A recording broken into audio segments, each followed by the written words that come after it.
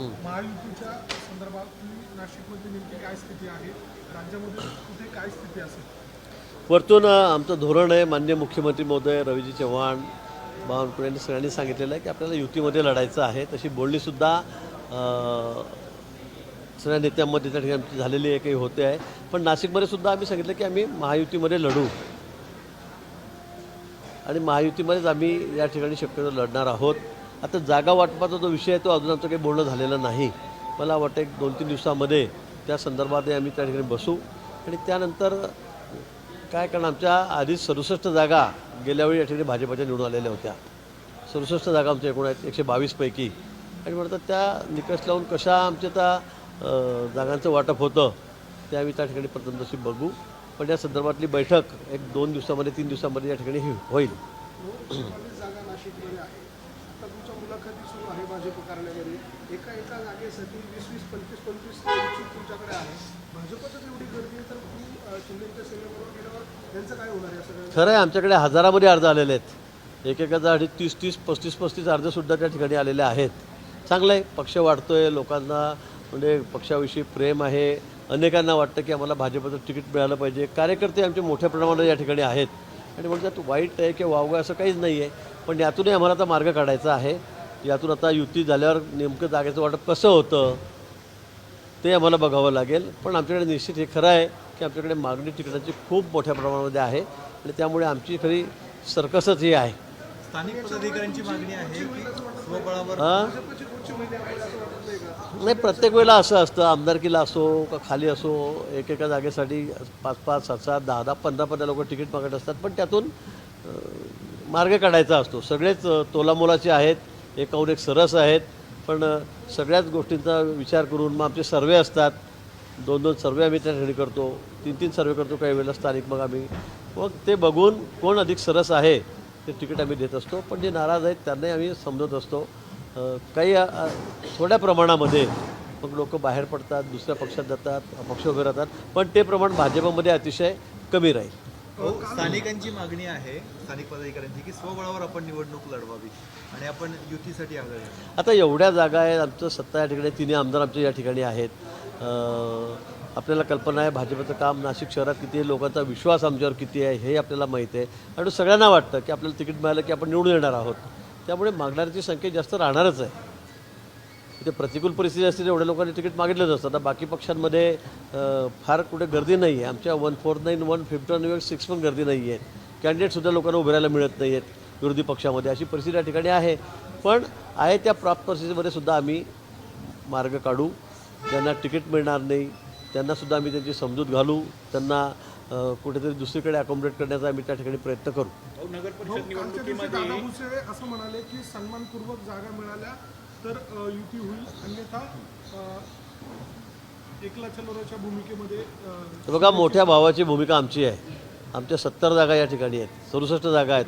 आणि अजून असलेल्या जे ते सगळे सिटिंग इकडचे तिकडचे जे सगळे विरोधी पक्षाचे जे नगरसेवक होते त्यापैकी अनेक लोक, 80% लोकांनी आमच्याकडे प्रवेश केलेला आहे. म्हणजे आता आमच्याकडे जागा जवळपास 100 झालेल्या आहेत, सिटिंगच्या 100 झालेल्या आहेत. आणि त्यामुळे युतीचं आम्ही बोलणं करू.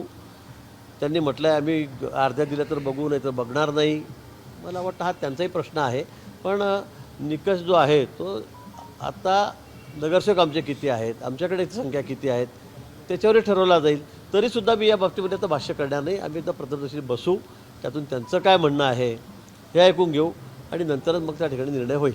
50-50चा फॉर्म्युलावरती अपेक्षा आहे त्यांची, परंतु तुमची संख्या त्यांची संख्या बोलताना सगळे असंच बोलतात, आपल्यालाही कल्पना आहे. पण आपली ताकद बघून, आपले नगरसेवक बघून त्यावरच हे ठरेल. सुरुवातीला सगळेजण बोलतात, प्रत्येकजण बार्गेनिंग नंतर करतो. पण जर आमचा एक चांगला मार्ग जर त्यातून निघाला, सन्मान्य मार्ग जर त्यातून निघाला तर निश्चित आम्ही या संदर्भात युती करू. पण आम्ही महायुतीच्या बाजूचेच आहोत. आम्हाला युती करायची आहे ही आमची भूमिका आहे. आम्ही असं म्हणणार नाही की काही जर आम्ही तोडून टाकू, आमचं एकटं लढू. आम्ही अजून अशी भूमिका आमची घेतलेली नाही. दादा का बोलले ते मला कळालं नाही. पण आधी आपण बसलं पाहिजे, बोललं पाहिजे आणि त्यानंतर मग असे एकदम टोकाचं बोललं पाहिजे, मला असं वाटतं. भाऊ, प्रफुल्ल पटेल आणि सुनील तटकरे यांनी अमित शहांची भेट घेतलेली आहे. राज्यातल्या महत्त्वाच्या विषयावर चर्चा झाली. यासोबतच अमित शहांनी जिथे शक्य असेल महापालिकेत तिथे युती करा असा सल्ला दिला असं देखील समजतंय. हे धोरणच आहे आमचं. आम्ही शक्यतोवर महायुतीच्या बाजूनेच आहोत. देवेंद्रजींनी सांगितलेलं आहे की आम्ही महायुतीच करणार आहोत. पण ज्या ठिकाणी अतिशय मग खूप ताणाताणी आहे, जमतच नाही आहे, तर मग अशा ठिकाणी मग आम्ही मैत्रीपूर्ण लढत त्या ठिकाणी करणार आहोत. मला वाटतं ही भूमिकासुद्धा वरच्यांचीच आहे, ही भूमिकासुद्धा वरच्यांची आहेच. आणि म्हणून मला असं वाटतं की बहुतेक महायुतीच, पण शक्य नसेल तर काही प्रमाणामध्ये मैत्रीपूर्ण लढत. भाऊ, नाशिकचं तुम्ही बोललात शिंदेची शिवसेना असेल, पण राष्ट्रवादीचं काय? राष्ट्रवादी अजित पवार ती पण तुमच्या सोबत राहणारे महायुतीमध्ये की काय? आज अजून काही ठरलं नाही. आम्ही निश्चित त्या संदर्भात बोलणे करू, त्यांचे काय म्हणणं आहे ते जाणून घेऊ. मी सांगितलं आम्ही मोठ्या भावाच्या भूमिकेमध्ये नाशिकमध्ये आहोत, पण आमच्या जागाच तेवढ्या या ठिकाणी आहेत, आमची ताकद तेवढी या ठिकाणी नाशिक शहरामध्ये आहे. नाशिकच्या मतदारांचा, लोकांचा विश्वास भाजपवर आहे, देवेंद्रजींवर आहे, मोदीजी साहेबांवर आहे. त्यामुळे आम्हाला मोठ्या भावाच्या भूमिकेत या ठिकाणी राहायचं आहे. आम्ही सगळ्यांशी बोलू, पण निश्चित त्या ठिकाणी शिवसेना शिंदे गटाची आमची युती व्हावी अशा मताचे आम्ही आहोत. दादांचे काय फार संख्या कमी आहे, दादांच्या नगरसेवकांची कधी होत असेल तर आम्ही त्यांच्याशीही बोलू. पृथ्वीराज चव्हाण माजी मुख्यमंत्री ज्या बैठका सुरू आहेत महायुतीच्या, त्या बैठकांमध्ये अजितदादांच्या राष्ट्रवादीचे कोणीच नाही आहे, त्यांना बैठकीला बोलवलं नाही आहे, फक्त शिवसेना आणि भाजप यांच्याच बैठका सुरू आहेत. नाही, काल माननीय मुख्यमंत्री महोदयांनी सांगितलं की शक्यतोवर आम्ही शिंदेसाहेबांना आम्ही सोबतच आहोत, पण ही आमची तर नैसर्गिक युतीच आहे. आम्ही एकाच मताचे, एकाच विचाराचे त्या ठिकाणी आहोत. अजितदादांबद्दलही त्यांनी सांगितलं की पुणे, चिंचवड या ठिकाणी आमची त्यांच्यासोबतच लढत आहे. आम्ही आणि शिंदेसाहेब एकत्र आहोत. काही ठिकाणी अशी परिस्थिती आहे राज्यामध्ये की आम्ही आणि दादासुद्धा सोबत आहोत, हे आपण दाखवतात आपल्या चॅनलवर. काही ठिकाणी ते आणि आम्ही सोबत आहोत. पण काही झालं तरी या ठिकाणी विरोधी पक्षाला आता संधी द्यायची नाही, हे निश्चित आहे. आणि लोकांची, मतदारांची ती मानसिकता आहे की उबाठा असेल, काँग्रेस असेल, शरद पवार साहेबांचे काय यांचं काहीच नाही आहे. आणि म्हणून लोक निश्चित महायुतीच्या बाजूनेच कौल देतील. कोणी आलं, काही झालं तरी महायुतीच हा निर्धार आता लोकांनी पक्का केलेला आहे. भाऊ, नगर परिषद निवडणुकीमध्ये एकमेकांविरुद्ध जोरदार भाषणं झाली, टीका झाल्या, आता म्हणून जुळतील का महापालिका वाटते? निश्चित जुळलेलीच आहे. आम्ही त्यावेळेला सांगितलं होतं की जिथे मैत्रीपूर्ण असेल तिथे मैत्रीपूर्ण करू, हे आम्ही आधीच सांगितलेलं होतं. आणि म्हणून आता ज्या ठिकाणी पुन्हा मी सांगेल की ज्या ठिकाणी होणार आहे त्या ठिकाणी आम्ही करणारच आहोत. थोडेफार जागा कमी अधिक असतील त्या संदर्भामध्ये आमचे जे पदाधिकारी आहेत, मोठे नेते आहेत, ते या संदर्भात निर्णय करतील. पण असं प्रत्येक वेळेला होतं, लोकसभेला झालं होतं, विधानसभेलाही होतं, आत्ता नगरपरिषद, नगरपालिकांमध्ये आम्ही अनेक ठिकाणी वेगळे लढलो. पण हे निश्चित आहे की आम्हाला आता विरोधी पक्ष जो आहे त्यांना फार आम्हाला आता म्हणजे पुढे ते राहणारच नाहीत. लोकांनी जी मानसिकता केलेली आहे आणि म्हणून आमचं एक होणं हेही आवश्यक आहे. पण एक जर नसलं तरी आम्ही दोन दोन पक्ष एका ठिकाणी, समोरचा मैत्रीपूर्ण लढतीमध्ये राहील, पण विरोधी पक्षनेता तुम्हाला यावेळेला कुठेही दिसणार नाही. त्यांना काही म्हणू द्या, काही गोष्टी करू द्या. मुंबईमध्ये काही मराठी त्यांना खूप प्रेम आलेलं आहे. आता सध्या ज्या वेळेला सत्तेत होते त्यावेळेला मराठी माणसाविषयी यांना कळवळा नव्हता आणि आता फारच कळवळा आलेला आहे. पण मला वाटतं की त्यांना सगळीकडे दिसेल आता जनता, मतदारच त्यांना धडा शिकवेल. दोन्ही भाऊ एकत्र येण्याची चर्चा सुरू आहे मुंबईत. काही फरक पडत नाही. काल देवेंद्रजींनी सांगितलं, काय फरक पडणार आहे? काही फरक पडणार नाही. लोक इतके दूधखुळे नाही आहेत. लोकांना माहीत आहे हे कशासाठी एकत्र येत आहेत, काय करतायत. त्यामुळे आम्हाला ती चिंता अजिबात नाही. मुंबईमध्ये सुद्धा तुम्ही आश्चर्यकारक निकाल लागेल, आश्चर्यकारक लागेल. तुम्ही म्हणाल की असं कसं काय झालं? म्हणजे बिहारमध्ये झालं विधानसभेत, महाराष्ट्रात जे झालं विधानसभेत, तेच मुंबईच्या BMCमध्ये सुद्धा होणार आहे. अजित पवार राष्ट्रवादीना मुंबईची जबाबदारी नवाब मलिक यांना दिलेली आहे, त्यामुळे नाराज आहेत भाजपासून. मग आम्ही सांगितलं आहे मुंबईमध्ये आम्ही त्यांच्यासोबत लढणार नाही, म्हणजे आम्ही युती करणार नाही. ते आम्ही एकत्रित लढणार नाहीत. आम्ही मुंबईमध्ये शिंदेसाहेब आणि आम्ही एकत्रित आहोत.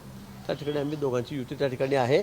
पण नवाब मलिकांमुळे आमच्या अध्यक्षांनी सांगितलं आहे, तिथल्या स्थानिक मुंबईच्या आणि आमच्या सगळ्या नेत्यांनी सांगितलेलं आहे पक्ष नेतृत्वाने की आम्ही आणि राष्ट्रवादी काँग्रेस, अजितदादा गट हे आम्ही सोबत लढणार नाही. ते वेगळे लढतील, मैत्रीपूर्ण लढत आमच्यामध्ये होईल. पृथ्वीराज चव्हाणांनी पुण्यामध्ये दावा केलेला आहे. पृथ्वीराज चव्हाणांनी पुन्हा एकदा पुण्यामध्ये एक दावा केलेला आहे की 19 डिसेंबरला मराठी माणूस पंतप्रधान होईल. मला वाटतं, मला हेच कळत नाही. मला पृथ्वीराज बाबा असं काहीतरी वेग स्टेटमेंट करत नाही कधी, म्हणजे तसं त्यांचा स्वभाव पण नाही आहे बाकी लोकांसारखा उचलली जीभ लावली टाळ्याला, तसं ते करत नाही. पण यावेळेला मला समजतच नाही ते असं का बोलतायत. असं त्यांना काय स्वप्न पडलं एकदम की आता पंतप्रधान जातील आणि मोदीजी जातील आणि दुसरं कोणीतरी आता मराठी म्हणून काय त्यांना त्यांची अपेक्षा आहे का अजून कोणाला उद्धवजींची आहे मला माहीत नाही. पण हास्यास्पद विधान त्यांचं आहे मला असं वाटतं. हो, तुम्ही नाशिक महापालिकेत युती सांगितली, कुठले प्रमुख शहर आहेत की जिथे युती होणार आहे असे? आपणच चालवून दाखवतात एक एक करतात आता मी सगळे सांगायचे एवढ्या महापालिका त्याची आवश्यकता नाही आहे. पण आपल्याला माहिती आहे पुण्यामध्ये शिंदेसाहेब आम्ही एकत्र आहोत, पिंपरी चिंचवडमध्ये ते आणि आम्ही एकत्र आहोत, ठाण्यामध्ये आम्ही दोघंजण एकत्र आहोत, मुंबईमध्ये आम्ही दोघंजण एकत्र आहोत, नाशिकमध्ये सुद्धा आज तरी आम्ही दोघंजण एकत्र लढणार आहोत, जळगावमध्ये आम्ही एकत्र लढणार आहोत. आम्ही ज्या मोठ्या महापालिका आहेत प्रमुख नागपूरपासूनच्या आम्ही सगळे एकत्र लढणार आहोत. आज तरी तसं ठरलेलं आहे. पुण्यात दोन्ही राष्ट्रवादी एकत्र येईल अशी स्थिती दिसते. पिंपरी चिंचवडमध्ये सुद्धा सुप्रिया सुळे अजितदादांच्या संपर्कात असल्याच्या बातम्या हे बघा आम्ही दोघं एकत्र आहोत, शिंदे सेना आणि आमचे BJP हे आम्ही एकत्रित लढणार आहोत. आता त्यांनी कुणाबरोबर जावं कुणाबरोबर जाऊ नये हा त्यांचा प्रश्न आहे. त्यांना आम्ही कसं थांबवणार? ते करू शकतात. नगरपालिका नगर परिषदेमध्ये सुद्धा काही ठिकाणी ते एकत्र होते. परंतु हा त्या ठिकाणचा स्थानिक प्रश्न आहे, त्याबद्दल आम्हाला काही आमचं त्याबद्दल काही कुठलं दुमत नाही आहे. सुप्रिया सुळे आणि काही खासदारांनी अमित शहाची भेट घेतली आणि नगरपालिका निवडणुकांमध्ये पैशांचा गैरवापर झाला वगैरे अशा स्वरूपाची तक्रार त्यांनी केलेली आहे अमित शहा. आता ते कोणत्या तक्रार करते? सगळ्याच तक्रारी करतायत. हारल्यामुळे ते सगळ्याच प्रकारच्या काही ठिकाणी सांगतात बॅलेट पेपर पाहिजे होतं, काही सांगतात ते बॉक्स खराब झाले, काही सांगतात बोगस मतदार होते, काही ठिकाणी सांगतात पैसे वाटले. त्यांना अनेक कारणं आहेत. आता महापालिकेमध्ये सुद्धा बघा आता ते काय काय गोंधळ घालतील पडल्यावर, आणि पडण्याच्या आधीच त्यांची सुरुवात होऊन गेलेली आहे. मतदार बोगस काय काय काल राहुल गांधीने किती बालिशपणा केला, काय काय घोषणा दिल्या हे आपण बघितलेलं आहे. पण आता जनताच त्यांना स्वीकारायला तयार नाही. आपणही सगळे जनतेमध्ये फिरतात, आपण तर सगळे दूर कॅमेरे असतात आपल्याकडे, आपण बघतात. लोकांना वाटतं का की राहुल गांधी पंतप्रधान झाले पाहिजेत? संबंधच नाही, बोगस मताचा संबंधच या ठिकाणी. लोकांना वाटणार आहे का इथे नाशिकमध्ये की उभा ठाकरे सरकार या ठिकाणी आलं पाहिजे, उद्धव ठाकरेंचं का मनसेचं? लोकही सांगतात ना, त्याचे चेहरेही बोलतात. हे जन्मत आपल्या आधी सर्वे सगळे तसेच आहेत. त्यामुळे मला वाटतं की हे सगळं निरर्थक आहे. त्यांचा पराभव हा निश्चित झालेला आहे आणि म्हणून ते कारणं नेहमी शोधत असतात. चंद्रपूरमध्ये पैशांसाठी शेतकऱ्याला किडनी विकायला लावली सावकारांनी. जवळपास 1 लाखांचं कर्ज होतं आणि 74 लाखांवरती. पण अशी किडनी विकता येत नाही. आपल्याकडे कायदा आहे, आपल्याकडे असं कायदा आहे. कुठले ऑर्गन आपल्याला असं विकता येत नाही. मग लिव्हर असेल, किडनी असेल, काय हे असं विकताच येत नाही. आपल्याकडे कायदा आहे. त्याच्यामुळे तुम्ही सांगतात मला हे कळत नाही की कसं काय. सावकारांनी विकायला लावली शेतकऱ्यांना. नाही विकायला लावली, पण अशी विकता येत नाही, कोणाला लावता येत नाही.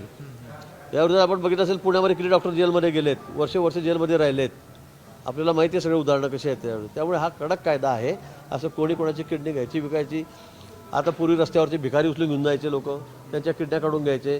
काही लोकांना पैशाची गरज असायची, ते सगळं आपले ऑर्गन विकायचे, लिव्हर विकायचे, कुठे किडनी विकायचे. हे सर्रास चाललेलं होतं. पण त्याच्यावर कडक निर्बंध आणि कायदे त्या ठिकाणी आहेत. त्यामुळे मला वाटतं, मला हे माहीत नाही आणि याला किती आधार आहे हे मला माहीत नाही. पण तसं असेल तर निश्चित याची सखोल चौकशी झाली पाहिजे. कंबोडियामध्ये जाऊन 8 लाख रुपयाला ती किडनी विकली अशी माहिती मिळाली. अच्छा, नाही मग मला असं वाटतं की असं असेल, अनेक लोक या ठिकाणी असे आहेत की ते इथे सांगतात काही आणि बाहेर जाऊन, माझ्या मते एक मोठे नेते आहेत राज्यातले, त्यांनी सुद्धा मागे असंच केलं. ते श्रीलंकेत गेले आणि त्यांनी त्यांची किडनी विकत घेतली. 17-18 वर्षाचा मुलगा होता, त्याची किडनी घेतली आणि तो नंतर मृत्युमुखी पावला. ही बातमी आपल्याकडे आहे. ते माहिती तुम्हाला कोण नेते काय नाही. आणि सांगितलं माझ्या बायकोने दिली. मग माझं तर म्हणणं आता त्यांच्या बायकोच्या किडनी चेक करून बघा बरं, दोघे आहेत का एकच आहेत?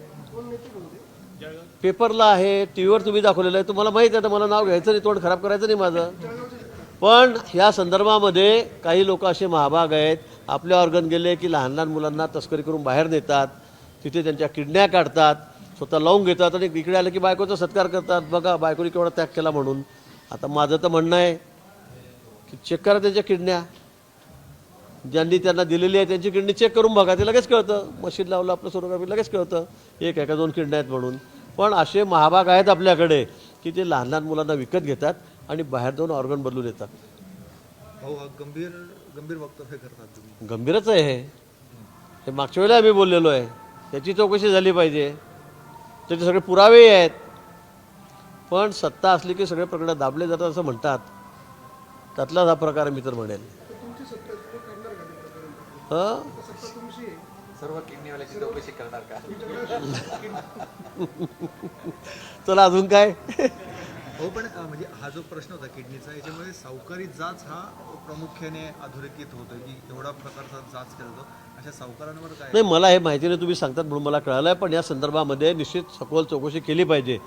हे प्रकार असे इथे आपल्याला किडनी राज्यामध्ये आपल्याला कोणी ट्रान्सफर करत नाही. आता मागच्या काळात मुंबईला एका हॉस्पिटलमध्ये खूप जे प्रमुख आहेत हॉस्पिटल त्यांनाही प्रमुख डॉक्टर आहेत त्यांनाही जेलमध्ये जावं लागलं, पुण्यामध्ये जेलमध्ये जावं लागलं, वर्षभर ते आतमध्ये होते, त्याच्यावर खूप मोठीकडे कारवाई झालेली आहे. पण बाहेर नेऊन बाहेरच्या देशामध्ये नेऊन हे प्रकारे चाललेले आहेत, ही वस्तुस्थिती आहे. आणि हा फार गंभीर विषय आहे. गरीब माणसांना गरजू माणसांना 20-20 वर्षाच्या मुलांना तरुण मुलांना चांगलं फिजिकल फिटनेस बघून बाहेर न्यायचं आणि त्यांच्या किडन्याकडून आपण लावून घ्यायच्या आणि इकडून सांगायचं की याने दिलं तिने. आता ते कळतं ना, ज्याने दिल्ली आहे त्याला एकच किडनी पाहिजे की नाही. ती काही दिवसात लगेच ती घरा वाढायला सुरुवात होत नाही तिथे की नवीन येऊन गेली ते काही वडाचं झाड नसतं, इकडून पारंबी आली तिकडून पारंबी आली, तसं होत नाही. लिव्हर काढलं तर एकच लिव्हर राहतं, ते बाकीचं काय काढलं तर छोटं मोठं पण ते समजतं हे काढलेलं म्हणून. किडनी तर 100% कारण एकाच किडनीवर मग काम चालू असतं. मग ते जर म्हणतात की याने दिली तर त्याला फक्त एका मिनिटाचं काम आहे. ते चेक केलं की लगेच समजतं याला एक आहे का 2 किडनी आहेत म्हणून. ते झालं पाहिजे. मी मागच्या काळामध्ये पत्रे दिले होते चौकशी करा म्हणून, पण ती दुर्दैवाने झाले नाही. अनेक खासगी हॉस्पिटलमध्ये किडनी लिव्हर ट्रान्सप्लांट अवैधपणे केलं जातं, त्याचे पैसे मोठ्या प्रमाणात घेतले जातात. मला वाटतं राज्यामध्ये असं काही होत नाही. एखादा दुसरा प्रकार झाला तो उघडकीस लगेच येतो, लगेच तो समजतोय. हे असं होतं की बा इथून पोरगा शोधायचा, त्याला बाहेर घेऊन जायचा, बाहेर देशात घेऊन जायचा आणि त्याचं ऑर्गन ट्रान्सफर केलं की त्याला इकडे घेऊन यायचं. हा प्रकार सर्रास चालू आहे, ही वस्तुस्थिती आहे. आणि तुम्ही म्हणाल तर मी त्या बाबतीत तुम्हाला पुरावे पण देईल सगळे कागदपत्रांचा. पण मग कारवाई का होत नाही? म्हणजे एवढे पुरावे तुमच्याकडे आहेत, तुम्ही सत्तेत आहात, कारवाई का होत नाही अशा लोकांना? हे मलाही तोच प्रश्न आहे. प्रामुख्याने मुक्ताईनगर भागात जास्त होतं. कोण पाठीशी घालतंय कारण? हा मग आपण मग असंच करायचं ना, आपण सत्तेत राहायचं, मग तिकडे हातपाय जोडायचे, पाया पडायच्या, माफी मागायच्या, लोटांगणं घालायचे, हे प्रकार असे सर्रास चाललेले आहेत. माफ कोण करतंय? माफ कोण करतंय त्यांना? तर झालं सगळं. भाऊ एक मिनिट. अमित शहा, तटकरे, प्रफुल्ल पटेल आणि अमित शहा यांची 15 मिनिटं भेट झाली. जिथे जिथे युती करणं शक्य आहे तिथे तिथे युती करा अशी सूचना अमित शहानी दिलेली आहे. बरोबर ना, आमची भूमिका तीच आहे की ज्या ठिकाणी शक्य आहे त्या ठिकाणी आम्हाला युती करायची आहे, ज्या ठिकाणी शक्यच नाही त्या ठिकाणी आम्ही मैत्रीपूर्ण लढत करू.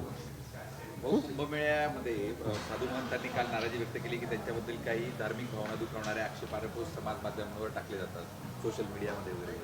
तर याबाबत काही कायदेशीर कारवाई करण्याचं नाही झाली पाहिजे. मी ती मागणी केलेली आहे आणि ती झालीच पाहिजे. म्हणजे कुंभमेळामुळे आपल्याला कल्पना आहे सगळ्यात मोठा आमचा धार्मिक सण असेल कुंभमेळा. म्हणजे कोट्यावधी लोक त्या ठिकाणी आहेत, कोटीमध्ये लोक आहेत. एवढी लोक जगामध्ये कुठेच एकत्रित होत नाहीत. प्रयागराजला आपण बघितलं असेल, उज्जैनला आपण बघतात, नाशिकला आपण बघतात. पण आम्ही आता खरंच मी कालच सांगितलं की आम्ही एवढे श्रेष्ठ झालो की आमच्या धर्माचं कोणी काही बोला, काय बोलतात. 25,000 कोटी 20,000 कोटी तुम्ही गांजा प्यासाठी खर्च करतायत का? साधू म्हणतं या ठिकाणी काय करतात, गांजा प्याशिवाय काय काम करतात? मला वाटतं हे फार आता डोक्याच्या बाहेर झालं आहे आमच्याकडनं. म्हणजे कोण काय बोलतं आहे, कोण काय बोलतं आहे, म्हणजे हा सगळा शहरी नक्षलवाद, हे काही धर्म भ्रष्ट करणारे लोक येतात आणि वाटेल तसं तोंडसूक घेतात. मला वाटतं हे पुढे चालणार नाही. आम्ही त्यांची तक्रार केलेली आहे, त्याची तक्रार आम्ही अजूनही करू. काही ठिकाणी करायची त्या ठिकाणी करायची, त्या ठिकाणी अजूनही करू. पण यांचा बंदोबस्त निश्चित झाला पाहिजे, अन्यथा मग मोठा स्फोट होईल, मोठा स्फोट होईल. कारण याचा वारंवार आम्ही या ठिकाणी ऐकून घेणार नाही. आमचे लोक ऐकून, आमचे काही धार्मिक भावना आहेत. कोणी येऊ, काही सोम्या गोम्या कोणी येतो, काही तोंडसूक घेतो, हे कसं चालणार आहे? गांजा प्यासाठी साधू या ठिकाणी एकत्र जर पैसे खर्च करतात सरकार, हे म्हणणं योग्य आहे? मग मला वाटतं याची गांभीर्याने दखल आम्ही या ठिकाणी घेतलेली आहे. त्याची तक्रार करू आणि त्याच्यावर निश्चित कारवाई त्या ठिकाणी होणार. बोललो मी 4 दिवसापूर्वी 3 दिवसापूर्वीच बोललेलो आहे, हे बोललेलो आहे. आणि आज उद्यामध्ये तक्रारसुद्धा तिला होणार आहे. काल आमचं या बाबतीमध्ये बोलणं झालेलं आहे आणि आम्ही निश्चित तक्रार करू. पण असे सगळे जे बोल घेवडे आहेत की त्यांना काही करून या अशा धार्मिक कार्यामध्ये खोळंबा घालायचा आहे, गोंधळ निर्माण करायचा आहे, स्वतःला फक्त टीव्हीवर दाखवण्यासाठी भडक विधानं करायची आहेत TRP वाढवण्यासाठी, की ज्यांना कोणी कुठं विचारत नाही, असे लोक त्या ठिकाणी येऊन खुशाल म्हणतात गांजा प्यासाठी हा कुंभमेळा आहे, सरकार एवढे पैसे गांजा प्यासाठी साधू सांगायचे चोचले पुरवणारी करतायत. मला वाटतं हे अतिशय चुकीचं आहे, आक्षेपार्ह आहे. हे आता यापुढे आम्ही कोणी ऐकणार नाही. मी मंत्री असलो तरी पण मी सांगेल की हे असं सहन केलं जाणार नाही. देश विदेशातील प्रत्येक घडामोडींचे लाईव्ह अपडेट मिळवण्यासाठी आता साम टीव्हीच्या सर्व सोशल मीडिया प्लॅटफॉर्मला लाईक, फॉलो आणि सबस्क्राईब करा. तसंच सर्व नोटिफिकेशनसाठी बेल आयकॉन प्रेस करायला विसरू नका.